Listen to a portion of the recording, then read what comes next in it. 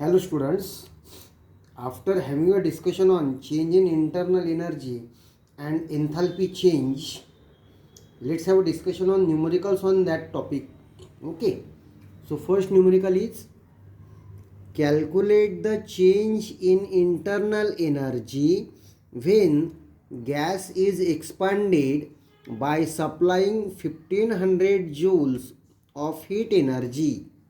Work done in expansion is 850 joules. Okay, मी आधीपासून सांगितले numerical सोडवायचे तर आधी न्यूमरिकल्स वाचून घ्यायचं आणि त्यातला डाटा लिहायचा. ओके, आता calculate the change in internal energy म्हणजे तुम्हाला विचारलं काय आहे, delta U equal to question mark when gas is expanded by supplying 1500 joules of heat. Right, heat energy कशाने दाखवतो आपण, क्यू इज इक्वल टू लिहा 1500 joules.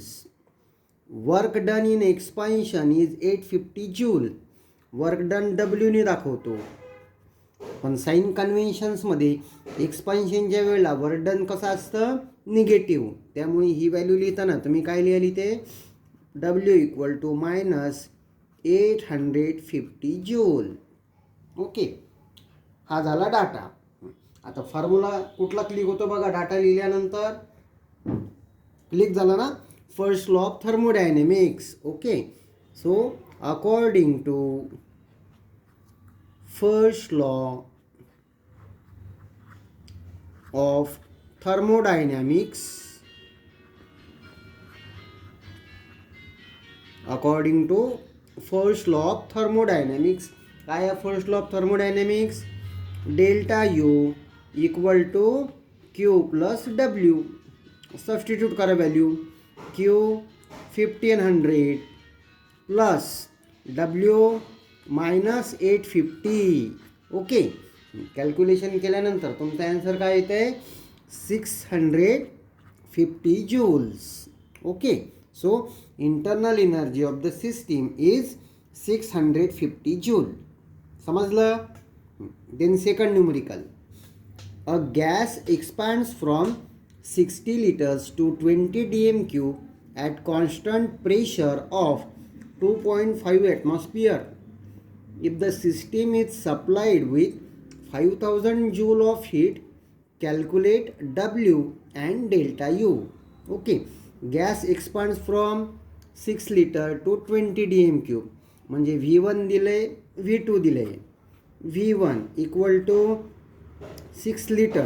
आता इथे एका ठिकाणी लिटर दिलं आहे, दुसऱ्या ठिकाणी डी एम क्यूब. लिटर म्हणजे डी एम क्यूब असतं. ओके, मग आता तुम्ही याला 6 D M cube. V2 equal to काय, 20 D M cube at constant pressure. P दिला आहे बघा 2.5 ATM. Okay, if system is supplied with 500 joule of heat. परत क्यू दिलेला आहे, किती आहे तो, 5000 जूल. आणि काय विचारलं आहे, calculate W and delta U equal to question mark. हा झाला तुमचा या न्यूमरिकलसाठीचा डाटा. ओके, आता फॉर्म्युला कुठला लावणार, आता या डाटावरनं आधी तुम्ही काय कॅल्क्युलेट करणार सांगा बरं, करा विचार करा थोडा. P दिलाय, V1 दिलाय, V2 दिलाय, म्हणजे आधी काय कॅल्क्युलेट करणार, pressure, sorry work done. Okay, pressure पण आहे, व्हॉल्यूम पण दिलेला आहे, इनिशियल आणि फायनल. म्हणजे आधी वर्क डन. एक्सपान्शनचा फॉर्म्युला काय आहे, work done W equal to minus P external delta V. इथे डेल्टा व्ही म्हणजेच काय घ्यायचं, V2 मायनस V1. ओके, आता व्हॅल्यू सबस्टिट्यूट करा. प्रेशर किती आहे, 2.5 इंटू V2 किती आहे तुमचा 20 मायनस V1 किती आहे 6. Okay, minus 2.5, 20 minus 6 14. आता याला कॅल्क्युलेट केल्यानंतर तुमचा ॲन्सर येत आहे -35 युनिट DM³ ॲटमॉस्फिअर. ओके, हे झालं वर्क डन कशामध्ये, DM³ ॲटमॉस्फिअर, किंवा तुमच्या ओळखीचं जे युनिट आहे वर्क डनचं, it is also called as litre atmosphere. Okay, litre ॲटमॉस्फिअरला जूलमध्ये कन्वर्ट करण्यासाठी कशाने मल्टिप्लाय करायचं, त्याला 100नी. मग W = -35 × 100, म्हणजेच किती लिहाल तुम्ही, -3500 joules. This much is the work of expansion is done. Okay, आता सेकंड व्हॅल्यू हा W निघाला तुमचा. नंतर काय कॅल्क्युलेट करणार, डेल्टा U. आता डेल्टा U कुठला फॉर्म्युला वापरणार, परत first law of thermodynamics. Delta U = Q + W. Okay, Q किती दिलेली आहे तुम्हाला, 5000, प्लस वर्क डन किती आलं, -3500. कॅल्क्युलेशन केल्यानंतर तुमचं ॲन्सर काय येतं आहे, 1500 joule. That is the change in internal energy of the system. Clear? Okay.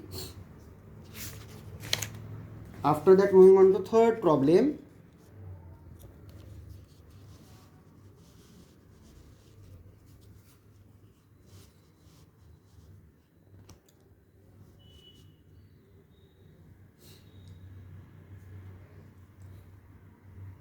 Calculate the amount of work done in number 1.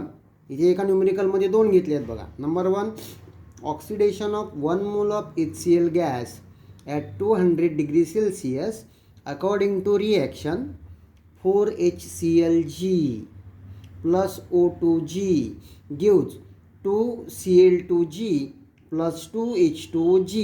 आणि सेकंड प्रॉब्लेम आहे, decomposition of 1 mole of NO at 300 degrees Celsius for the reaction 2NOG gives N2G plus O2G. Okay, आता बघा, calculate the amount of work done. तुम्हाला reactions दिले आहेत, मग कसं solve करणार हे न्यूमेरिकल, करा विचार थोडा. या रिएक्शनसाठी आपल्याला नंबर ऑफ मोल्स सोबत खेळायचं आहे बघा. ओके, सो सगळ्यात आधी सोल्युशनमध्ये तुम्ही ही रिएक्शन परत लिहिणार. 4HClG plus O2 gives 2Cl2G plus 2H2OG. Right?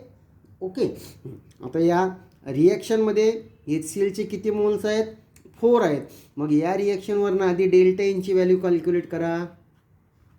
Delta N = काय शिकवलं मी, number of moles of gaseous product minus number of moles of gaseous reactant. Okay, प्रॉडक्टचे number of moles 2 + 2.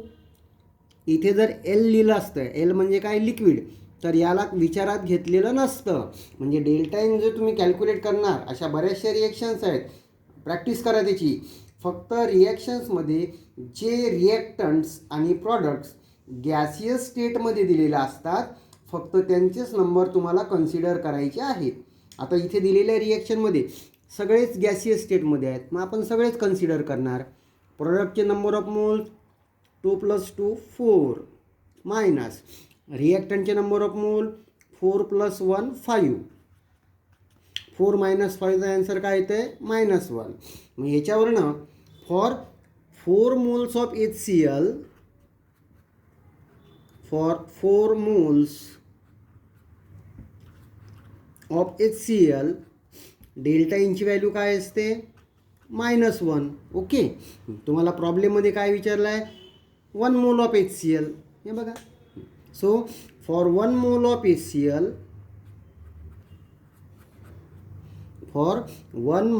HCl, delta एनची व्हॅल्यू काय लिहिणार, -1/4. Okay, आता work डनसाठीचा formula आपण ते एक्सप्रेशन डिराईव्ह केलं आहे बघा. What is the formula for work done, W = -delta NRT. Right? आता व्हॅल्यू सबस्टिट्यूट करा. आर आणि टीची व्हॅल्यू तुम्हाला क्वेश्चन पेपरमध्ये दिलेली असणार. ओके, डेल्टा एन किती आला आपला -1/4 इंटू आरची व्हॅल्यू असते 8.314. नाही, इथे टेम्परेचर दिलं आहे बघा 200 डिग्री सेल्सिअस.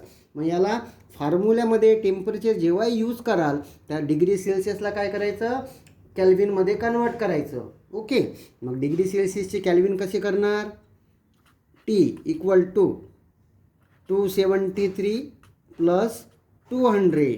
ओके, म्हणजे येतं आहे 473 K. म्हणजे टेम्परेचरची व्हॅल्यू किती झाली तुमची 473. ओके, कॅल्क्युलेशन केल्यानंतर तुमचा ॲन्सर येणार 983.1 joule. Okay, this much amount of work is done. इथे टेम्परेचरला महत्त्व, कारण फॉर्म्युल्यामध्ये टी आहे. ओके, दिलेला आहे W = -ΔNRT. कॅल्विनमध्ये असं तर जे प्रॉब्लेममध्ये दिलेलं आहे तीच व्हॅल्यू घ्यायची. पण डिग्री सेल्सिअस तुम्हाला केमिस्ट्रीमध्ये ज्या न्यूमरिकल्समध्ये टेम्परेचर हे डिग्री सेल्सिअसमध्ये दिलेलं असणार त्याला कॅल्विनमध्ये कन्वर्ट करायचं. कॅल्विनमध्ये कन्वर्ट कसं करणार, त्याला 273 प्लस करायचं. ओके, कॅल्क्युलेशन केल्यानंतर तुमचा ॲन्सर हे येणार. First one. Second one, decomposition of 1 mole of NO at 300 degree Celsius. For the reaction 2NO gives N2G plus O2G. इथे सुद्धा आपल्याला हाच फॉर्म्युला लावायचा आहे. वर्क डन विचारला आहे W = -ΔNRT. ओके, आधी दिलेल्या रिएक्शनसाठी आता इथे NOचे बघा 2 मोल्स आहेत, आपल्याला 1 मोलसाठी. मग आधी 2 moles of NO for 2 moles of NO, delta एनची व्हॅल्यू बघा 1 + 1 2 मायनस रिॲक्टंटला 2 2 - 2 = 0. ओके, म्हणजे for 2 moles of NO delta एनची व्हॅल्यू काय येते 0. मग 1 मोलसाठी सुद्धा काय येणार, डेल्टा एनची व्हॅल्यू 0 येणार. ओके, असं लिहायचं. आणि therefore W = -ΔNRT, that is equal to 0 into RT, that is equal to 0 joules. That means in the second reaction no work is done. Clear? Okay, then move on to next problem.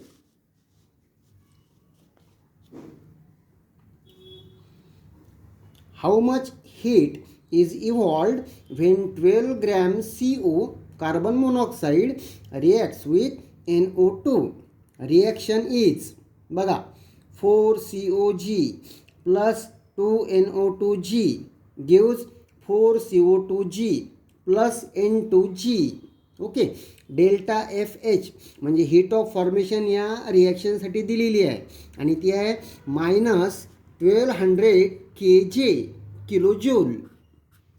या रिॲक्शनसाठी heat of formation तुम्हाला दिलेली आहे. Okay, या ठिकाणी molar मासचा हिशोब करावा लागेल. Okay, from the given reaction 4 moles of carbon monoxide ज्या वेळेला NO2 सोबत रिॲक्शन करतात तर मिळालेली heat of formation -1200 kilo joule म्हणजे हीट रिलीज होते. मग तुम्हाला तेवढ्या CO साठी एवढी हीट, तर 12 ग्रॅम ऑफ CO साठी किती.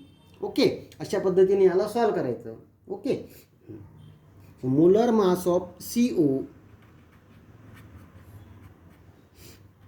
मोलर मास म्हणजे सोल्युशनमध्ये आधी ही रिॲक्शन लिहून घ्यायची. ओके, त्याच्यानंतर मोलर मास ऑफ CO सांगा बरं किती येतं आहे 28 grams. Okay, delta FH equal to दिलेली आहे -1200 किलो जूल. राईट. सो आता या रिॲक्शन बघा COचे किती मोल्स आहेत 4. मग मोल्स ऑफ CO